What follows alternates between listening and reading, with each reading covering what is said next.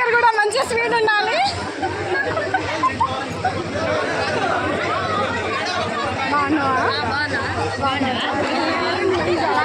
ఏంది లేట్ అయింది? బాబు ఇప్పుడే లేచిండ్రా, ఇప్పుడే లేచిండు పడుకొని, మళ్ళీ ఏడుస్తాడని మధ్యలో తీసుకొస్తే ఏడుస్తాడు. నన్ను కూడా ఎంజాయ్ చేయడు. బాగున్నావు స్వప్న. సెకండ్ కూడా ఇవా పూలతో